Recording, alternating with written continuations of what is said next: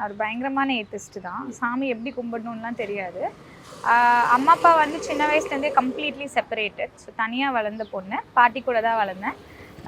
ஒரு final year படிக்கிறப்ப என் பாட்டி இறந்துட்டாங்க. ஸோ என் பாட்டி இறக்குற அந்த ப்ராசஸ்ஸு கேன்சரில் நான் பார்த்து அதில் நான் பயங்கரமாக அஃபெக்ட் ஆனேன்.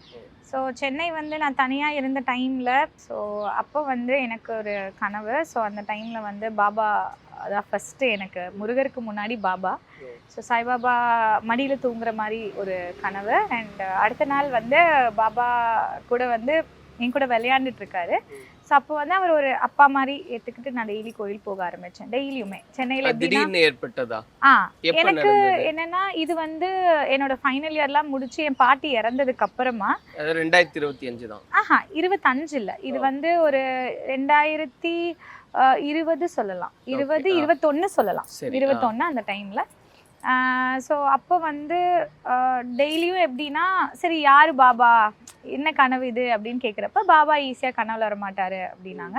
ஸோ எனக்கு அது ரொம்ப கனெக்ட் ஆச்சு. எனக்கு அப்போ வேறு எந்த ஒரு எக்ஸ்டர்னல் சப்போர்ட்டும் இல்லை.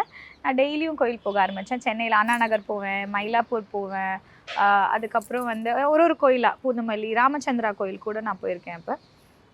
ஸோ அப்படி வந்தது தான். அதுக்கப்புறம் லைஃப் ரொம்ப மாறுச்சு, நிறைய விஷயங்கள் மாறுச்சு.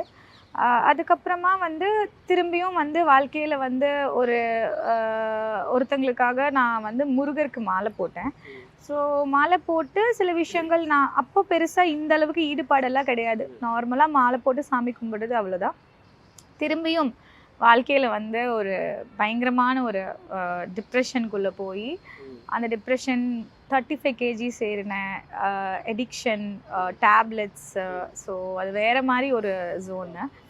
அந்த டைமில் நான் கம்ப்ளீட்டாக நான் எதுவுமே இல்லாமல் தான் இருந்தேன். ஒரு 2 years 3 years திரும்பியும் பாபா இல்லாமல் அந்த ஜோன் போயிட்டு கடவுளை நம்பாமல் அந்த மாதிரி ஒரு ஜோனில் இருந்தேன்.